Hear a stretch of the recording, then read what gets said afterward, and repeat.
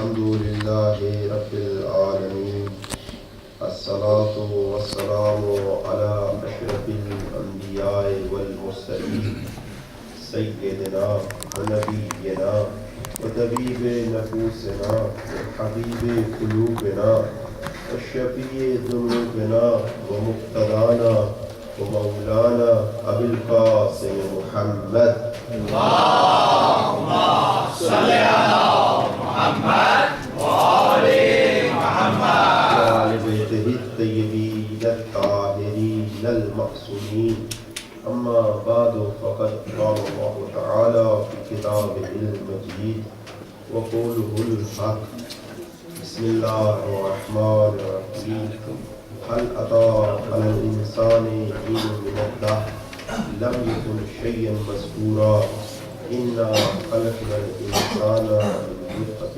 أمشاج نبتليه فجعله الله سميعا بصيرا إنا هديناه السبيل إما شاكرا وإما كفورا. اللہم صلی علی محمد وآل محمد. عزیزان محترم، مومنین اکرام، بزرگان عزیز، خالق کائنات نے انسان کو دو راستے بتائے ہیں. انا ہدیناہ السبیل اما شاکرا اما کفورا. ایک راہ حق ہے، ایک راہ باطل ہے، اور خدا کی مشیت یہ ہے کہ یہ بندہ راہ حق کو خود سے انتخاب کرے، اور اگر بھٹکے تو اپنے اختیارات کے غلط استعمال سے بھٹکے. اگر صحیح استعمال کرے تو اس کا شکر گزار بندہ ہے، اور اگر غلط استعمال کرے تو اس کا نافرمان بندہ ہے. عزیزان محترم، اگر انسان غلط استعمال کرے اپنے اختیارات کو تو خالق نے ایک رستہ بنایا ہے تاکہ یہ اگر بھولے سے کر رہا ہے تو سمجھ جائے.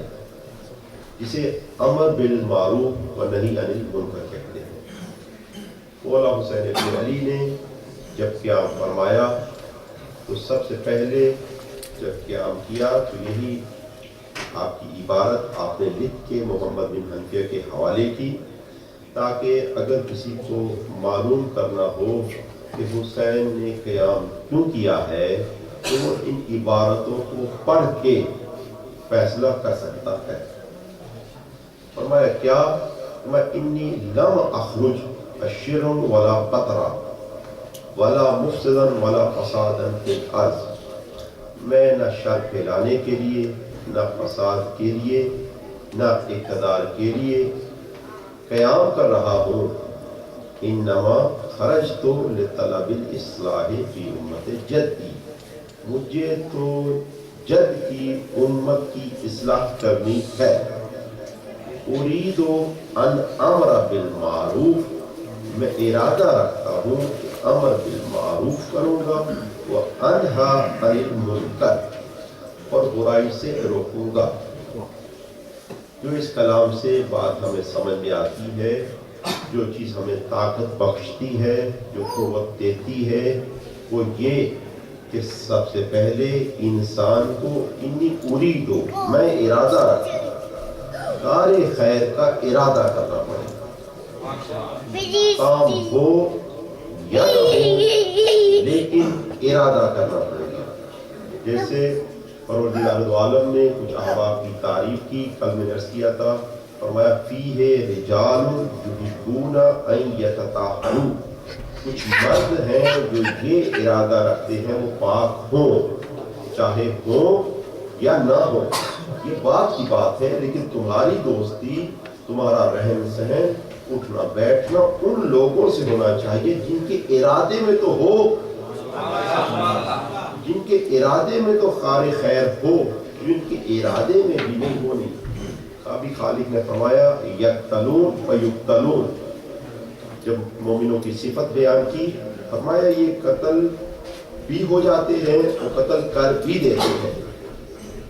یعنی جو چیز ضروری ہے وہ یہ نہیں کہ آپ میدان میں فاتح قرار پائیں، آپ جب ہدف لیں تو آپ اس کو پورا کر لیں، نہیں، ارادہ ہونا چاہیے۔ مجاہد جب میدان میں نکلتا ہے تو حق کی بلندی کے لیے، کلمہ حق کی سر بلندی کے لیے ارادہ کرے، یقتلون قتل کر دے، ویقتلون یا قتل ہو جائے۔ یہ ضروری نہیں ہے کہ جائے اور جا کے دوسرے کو قتل ہی کر دے، یہ نہیں ہے۔ میدان میں نکلے، راہ حق کے لیے نکلے، اور اگر انسان ارادہ کرے تو بہت سے کام ہو جاتے ہیں، اور اگر ارادہ نہ کرے تو کچھ بھی نہیں ہوتا، سارے امکانات دھرے کے دھرے رہ جاتے ہیں۔ اور آپ کی خدمت میں میں نے عرض کیا تھا آج صبح کہ دیکھیے، ایک لوط کی زوجہ ہے، حضرت نوح کی زوجہ ہے، ایک فرعون کی زوجہ ہے، دونوں میں سے کس کے پاس زیادہ اپرچونٹی ہے؟ ایک نبی کی زوجہ ہے، ایک انا ربکم الاعلی جو طاغوت ہے اس کی زوجہ ہے، جو امکانات ہیں، جو درس لے سکتی ہے، جو نبی سے براہ راست وحی کی باتیں سن سکتی ہے، وہ نوح کی زوجہ ہے، وہ لوط کی زوجہ ہے۔ یہ جو فرعون کی زوجہ ہے حضرت آسیہ، اس کے پاس تو امکان کچھ بھی نہیں ہے، کوئی بھی امکان نہیں ہے، لیکن یہ انسان کی اوپر ہے کہ چاہے تمام امکانات کے ہوتے ہوئے پھر بھی جو ہے وہ ہار جائے، یا تمام اختیارات کے نہ ہوتے ہوئے حضرت آسیہ کی طرح اتنا اپنے آپ کو بلند کرے کہ دنیا میں جو 4 افضل خواتین ہیں ان میں سے ایک شمار ہو۔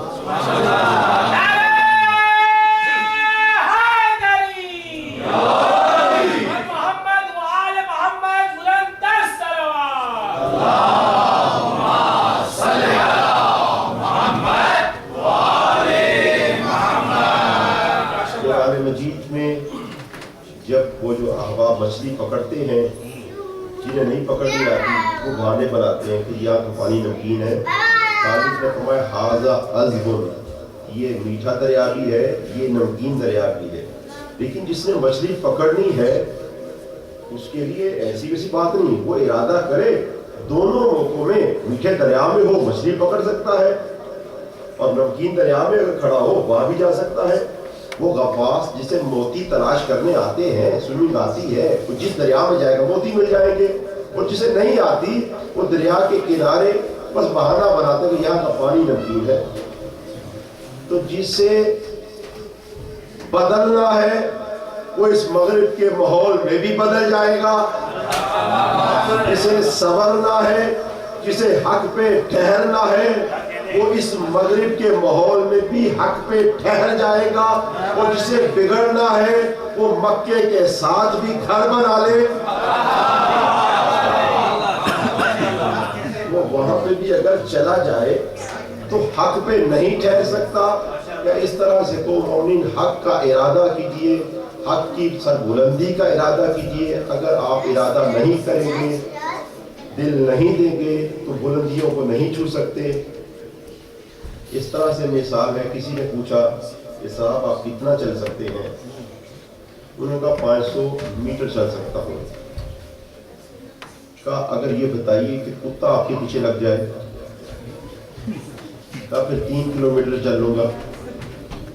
تو معلوم یہ ہو گیا کہ جب تک دشمن کی شناسائی نہیں تھی، ہدف کا پتہ نہیں تھا، تو دوڑ تو تھی، رفتار تو تھی، حرکت تو تھی، لیکن بڑی مختصر سی تھی۔ لیکن جیسے ہی ہدف آ گیا، جیسے ہی دشمن کا پتہ چل گیا، تو آپ ڈبل نہیں بلکہ کئی گنا آگے بڑھ پائے۔ تو جو لوگ بغیر ہدف کے زندگی بسر کرتے ہیں، بس وہ تھوڑی سی حرکت کرتے ہیں، اور جو ہدف کے ساتھ چلتے ہیں وہ بہت آگے تک نکل جاتے ہیں۔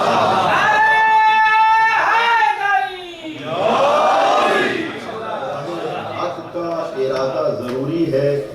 عمر بن عبدالعزیز چھوٹا سا ہے، وہی جس نے باغ فدر کو پلٹایا،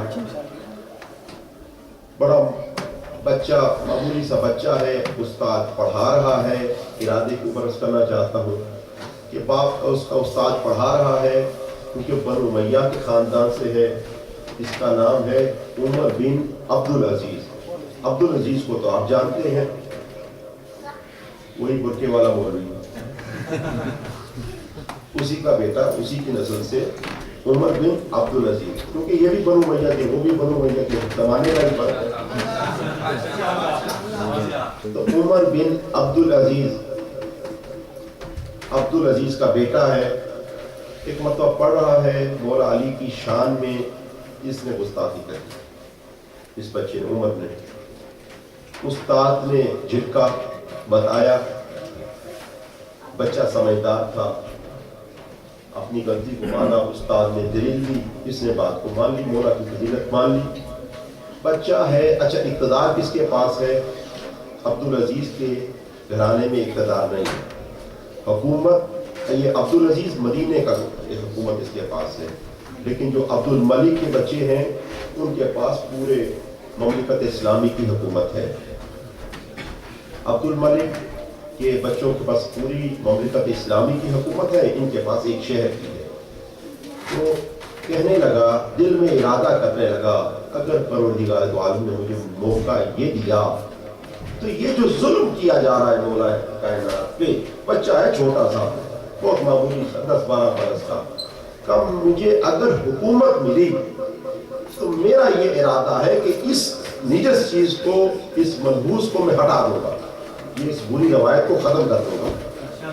ہوا ایسا کہ جس وقت سلیمان بن عبد الملک کو حکومت ملنی تھی، وہ جسے حکومت ملنی تھی وہ شخص بیمار ہو گیا، کسی وجوہات کی بنیاد پہ اس عمر بن عبدالعزیز کو خلیفہ بنا دیا۔ اب ارادہ کیا تھا کہ یہ جو منحوس روایت ہے اس کو ختم کروں گا، اپنے ارادے پہ پورا اترا۔ وہ جو 100 برس کے قریب یہ سلسلہ چلا، اس نے روک دیا، وہ جو حدیثوں پہ پابندی تھی اس نے چلا دی، وہ جو باغ فطر کھینچا گیا تھا اس نے واپس پلٹایا۔ لیکن ہوا تو ہوا کیسے؟ 100 برس کی ہسٹری بدلی ہے، 100 برس کی تاریخ بدلی ہے، لیکن پیچھے دیکھیے کیا تھا؟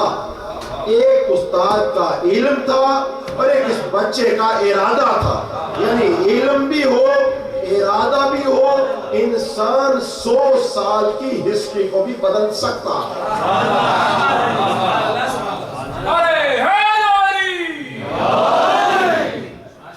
علم بھی ہو، ارادہ بھی ہو، انسان 100 سال کی ہسٹری کو بدل سکتا ہے۔ نہیں مومنین، علم اور ارادے میں اتنی طاقت ہے کہ جب یہ مرد خمینی کے اندر آ گئے، علم بھی آ گیا، ارادہ بھی آ گیا، تو 2500 سال پرانی بادشاہت تھی۔ علم نے اور ارادے کی طاقت نے اس شاہ کو باہر بگا دیا۔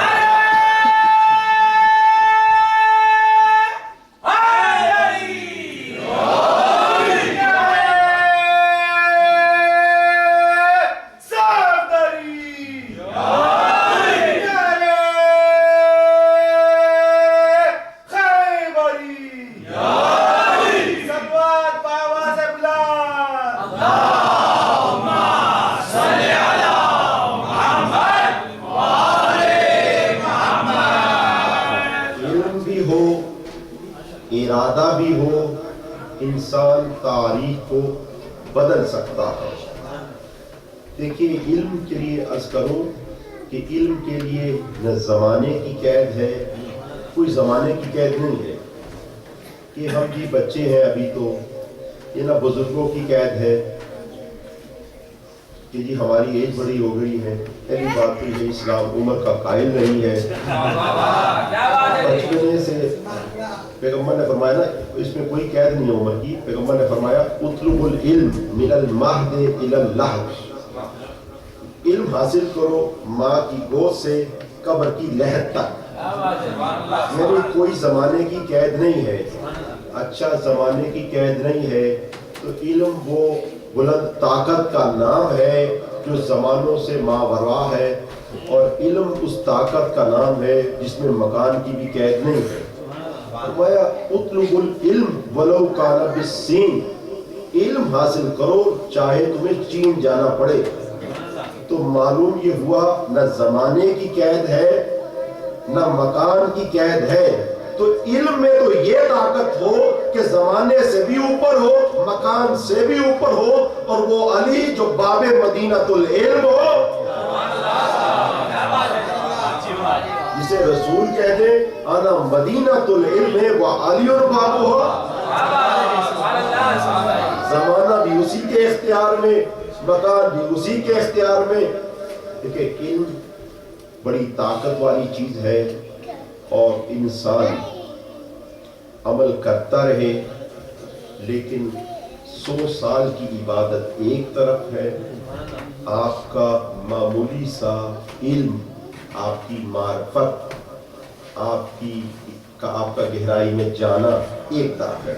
مثال دینا چاہتا ہوں، سورہ بقرہ ہے، حضرت عزیر تشریف لے جا رہے ہیں، ایک میت پڑی ہوئی ہے، لاش ہے، اور گھر ویران پڑے ہوئے ہیں۔ تاریخ کہتی ہے، قرآن مجید کہتا ہے کہ چھتیں جو ہیں وہ گری ہوئی ہیں۔ ایک مرتبہ حضرت عزیر نے اللہ سے یہ سوال کیا، قالا انا یحیی ھذہ اللہ بعد موتہا، میرے اللہ کیا یہ مر گئے ہیں جو، ان کو کیا تو دوبارہ زندہ کرے گا؟ یہ جو سوال کتنا کیا کہ پروردگار کہ جو مر گئے ہیں احباب، بستیاں جو ویران ہو گئی ہیں، کہ ان کو دوبارہ زندہ کرے گا؟ آپ جاتے ہوں گے اس ملک میں، دیکھیے جا کے بہت سی بستیاں ویران نظر آئیں گی، بہت سے گھر ویران نظر آئیں گے، تو نابینا وار نہ دیکھیے، گلزار ہست ہو نہ نابینا وار دے۔ یہ دیکھنے کی چیز ہے، اسے بار بار، اسے غور کر کے دیکھیے۔ حضرت عزیر نے پوچھا پروردگار کیا دوبارہ زندہ کرے گا؟ ہونا تو یہ چاہیے تھا کہ پروردگار یہ کہتا ہاں عزیر میں دوبارہ زندہ کروں گا، لیکن قرآن کہتا ہے فَأَمَاتَهُ اللَّهُ، اللہ نے انہی کو موت دے دی، حضرت عزیر ہی کو موت دے دی۔ ثُمَّ بَعَثَ، پھر اٹھایا، عزیر اٹھو، کم لبثت، کتنی دیر تم رہے اس حالت میں؟ کہنے لگے لبثت یوما او بعض یوم، میں یہ سویا رہا، حالت موت میں رہا، ایک دن سویا یا آدھا دن سویا۔ بعض لوگ سوتے ہیں تو شک لگا کے سوتے ہیں اور بھول جاتے ہیں کہ جیتا کون ہے، دوسرے دن پھر شک لگا لیتے ہیں۔ لیکن اس میدان میں اگر کوئی فتح پا بھی گیا تو کیا فائدہ؟ فرمایا کم لبثت، کتنی دیر سوئے؟ لبثت یوما و بعض یوم، میں بل لبثت 100 عام، بلکہ تم تو 100 سال سوئے رہے، 100 سال سوئے رہے۔ اب علم کی فضیلت دیکھیے گا، ایک سوال یہ کیا ہے پروردگار دو عالم نے 100 سال موت دے دی ہے، کہ فانظر الی طعامک و شرابک، کہ پانی کی طرف دیکھو، کہ کھانے کی طرف دیکھو، لم یتسنہ، اس کا کچھ بگڑا نہیں ہے، اسی طرح سے جیسے بیگم نے کھانا گرم کر کے دیا تھا تو وہ تازہ ویسے ہی ہے۔ اور اپنے گدھے کی طرف دیکھو، فانظر الی حمارک، گدھے کی طرف دیکھو، اس کا کچھ بچا نہیں ہے، کھانے کا کچھ بگڑا نہیں ہے اور گدھے کا کچھ بچا نہیں ہے۔ کہا وَلِنَجْعَلَكَ آیَةً لِلنَّاسِ، 3 چیزیں ہیں، فرمایا ہم لیکن تجھے آیت بنائیں گے انسانیت کے لیے۔ آیت گدھا نہیں بنے گا، حضرت عزیر آیت بنیں گے۔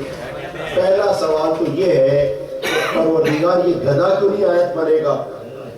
علم کی فضیلت دیکھیے گا، یہ گدھا کیوں نہیں آیت بنے گا؟ 100 سال بعد تو یہ بھی اٹھایا جائے گا، کہ اس لیے کہ عزیر کے پاس تو علم ہے، جب ماضی کا علم حال کے لوگوں کو بتائیں گے تو انہیں یقین آ جائے گا کہ یہ 100 سال پرانا انسان ہے، لیکن اس گدھے کے پاس تو علم نہیں ہے۔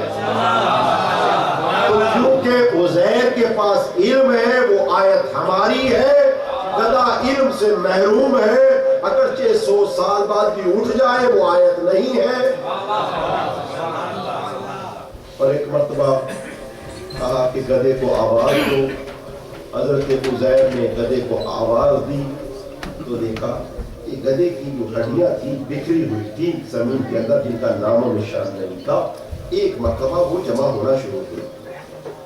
ایک مرتبہ جب حضرت عزیر نے دیکھا، کالا فلما تبین لہ، جب ہم نے اس کو یہ بات روشن کر دی تو کہنے لگے عالم ان اللہ علی کل شیء قدیر، مجھے یہ بات علم ہو گئی، یعنی یقین کی منزل پہ پہنچ گیا کہ اللہ ہر شے پہ قادر ہے۔ پہلے تو یہ بتائیے کہ حضرت عزیر بھی 100 سال مرے رہے، گدھا بھی مرا رہا، گدھا کہاں پہ مرا تھا؟ نبی کے پہلو میں، نبی کے پہلو میں تھا۔ اچھا 100 سال کے بعد جب دوبارہ اٹھے تو کیا حالت بدل گئی؟ نہیں، جو گدھا تھا وہ گدھا ہی اٹھا، گدھا ہی اٹھا، نبی ہی اٹھا۔ تو پھر کہنے کا حق دیجئے کہ نبی کے پہلو میں دفن ہونا سب پہ فضیلت نہیں ہوا کرتا، بس جو جیسا جس حالت میں دفن ہوگا روز قیامت وہ ویسا ہی اٹھے گا۔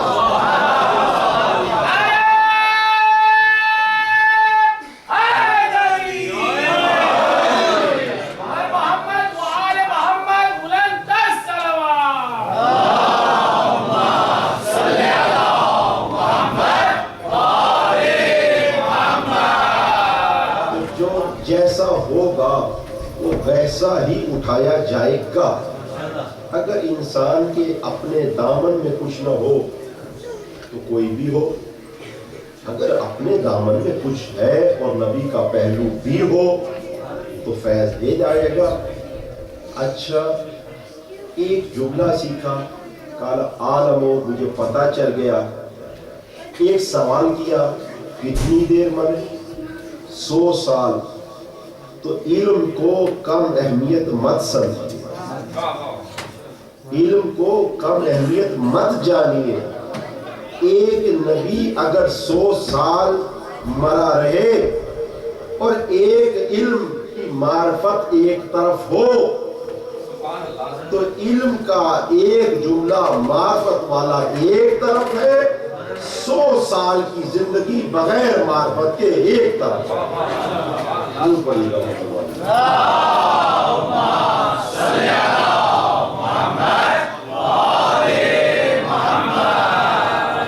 حضرت ابراہیم ہے، انہی آیات کے بعد ابراہیم کا تذکرہ ہے۔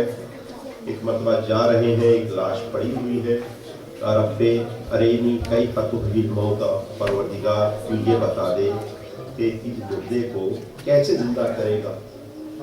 آدھی لاش پانی کے اندر ہے اور آدھی پانی کے باہر ہے، زمینی جانور بھی کھا رہے ہیں، دریائی جانور بھی کھا رہے ہیں۔ تو کہا پروردگار کیسے زندہ کرے گا؟ دیکھیں اگر انسان غور فرمائے تو اسے بصیرت کے نمونے ملتے رہتے ہیں کہ جہاں میں ہے عبرت کے ہر سو نمونے، جہاں میں ہے عبرت کے ہر سو نمونے، مگر تجھ کو اندھا کیا رنگ و بو نے۔ اسی طرح سے اگر انسان غور کرے تو اسے معرفت مل جاتی ہے۔ پروردگار دو عالم نے کہا اے ابراہیم اولم تؤمن، کہ ایمان نہیں ہے؟ یہ جو سوال کیا ہے کیسے زندہ کرے گا کا ایمان نہیں ہے؟ فرمانے بلا پروردگار ایمان ہے، تیرا نبی ہوں، ایمان تو ہے۔ لیطمئن قلبی، دل میں وہ اطمینان نہیں ہے۔ ابراہیم نبی ہے، قرآن مجید ہے کہ دیکھیے مولا کائنات کی فضیلت دیکھیے گا کہ ابراہیم نبی ہے کا دل میں اطمینان نہیں ہے، ایمان ہے۔ عزیر نبی ہے لیکن دل میں اطمینان نہیں ہے۔ اور ایک طرف علی ہیں جو فرماتے ہیں لو کشف الغطاء لم یزد یقینا، اگر یہ کائنات کے پردے ہٹا بھی دیے جائیں تو علی کے ایمان اور یقین میں ذرا برابر بھی فرق نہیں پڑتا۔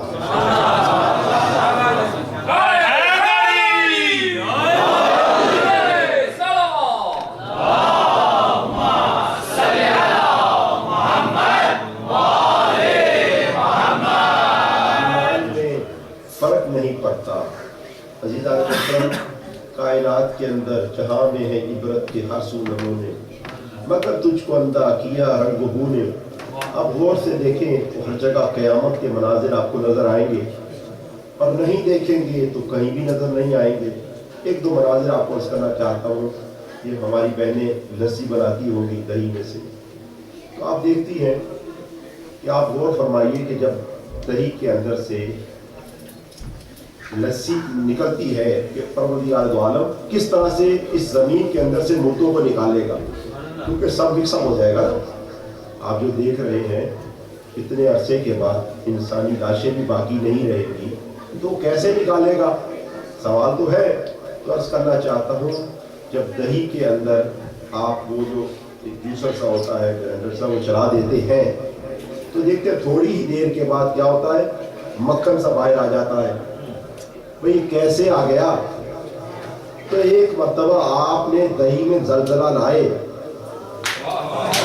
दही के अंदर जलजला आया, जो उसमें चीज उसके अंदर थी, सीने में थी, बाहर निकाल दिया। अल्लाह ने इसी बात को फरमाया, इज़ा ज़िलज़लतिल अर्ज़ु ज़िलज़ालहा, जब जमीन में जलजला आएगा, जमीन के सीने में जो चीजें होगी जमीन बाहर निकाल देगी। जमीन के सीने में जो कुछ होगा तो जमीन बाहर निकाल देगी। परवरदिगार दो आलम कैसे इस मिट्टी में से दोबारा इंसानों को पैदा करेगा।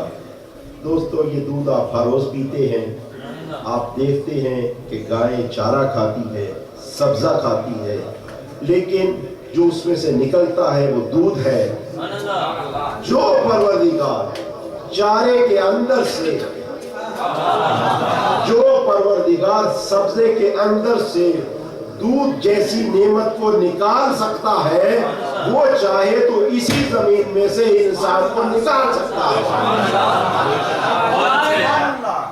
नारे तकबीर, अल्लाहू अकबर, नारे तकबीर, अल्लाहू अकबर, नारे रिसालत, या रसूल अल्लाह, नारे रिसालत, या रसूल अल्लाह, नारे हैदरी, या अली, या अली, या अली मदद हक है, नारे सलावत, अल्लाहुम्मा सल्ली अला मुहम्मद व आले मुहम्मद। इज़ा ज़िलज़लतिल अर्ज़ु ज़िलज़ालहा व अख़रजतिल अर्ज़ु अस्क़ालहा, जब हमने ज़लज़ला देना है, ज़मीन ने अपना माल, वो चीज़ें जो उसके सीने में है बाहर निकाल देगी। जैसे दही को आप ज़लज़ला देते हैं, मक्खन निकाल देता है, वो परवरदिगार जो युख़रिजुल हय्य मिनल मय्यत, जो मुर्दा ज़मीन से सर्दी आने के बाद ये ज़मीन मुर्दा हो जाती है, दोबारा समर में जिंदा करके सब्जा निकाल देता है। वही परवरदिगार इंसान को मार के दोबारा कायनात को खत्म करके इसी जमीन को जिंदा करके इसी में से इंसान को निकाल देता है। परवरदिगार दो आलम वो अला कुल्ले शैइन कदीर है, तो उसके लिए कोई मुश्किल नहीं है, समझने में हमारे मुश्किल है। अगर इंसान कोशिश करे तो इंसान को हर जगह पे इबरत के नमूने मिलेंगे। राहे हक का इरादा फरमाइए, फरमाए इन्नी उरीदो, मैं इरादा कर रहा हूँ, अमर बिल मारूफ का इरादा कर रहा हूँ। मोमिन जब इमाम ने क्या फरमाया, उम्मत जो थी वो मुर्दा हालत में थी। आप खिदमत में अर्ज ये है कि जो मौत है देखना है कि कितनी तरह की होती है, क्योंकि नॉर्मल हालात में हमें जो शनासाई दी जाती है सिर्फ एक मौत की है, 3 मौतों के मुतालिक नहीं बताया जाता। हमें बस यही बताया जाता है। डॉक्टर साहब अक्सर तशरीफ फरमा होंगे, बड़े अदब से अर्ज करना चाहता हूँ उनकी बारगाह में कि आप देखिए, अगर कोई इंसान जिसके दिल की धड़कन रुक जाती है और आप ले जाते हैं डॉक्टर के पास, और एक मरतबा डॉक्टर साहब चेक करते हैं दिल की धड़कन को और फरमाते हैं कि ये इंसान दुनिया से चला गया है, तो ये मौत है। लेकिन कौन सी मौत है? इसे कहते हैं बदन की मौत। बदन हरकत करना छोड़ दिया है। हदीस में है کہ مردے دو طرح کے ہیں، دو طرح کے مردے ہیں، ایک لیٹے ہوئے مردے ہیں، ایک کھڑے ہوئے مردے ہیں۔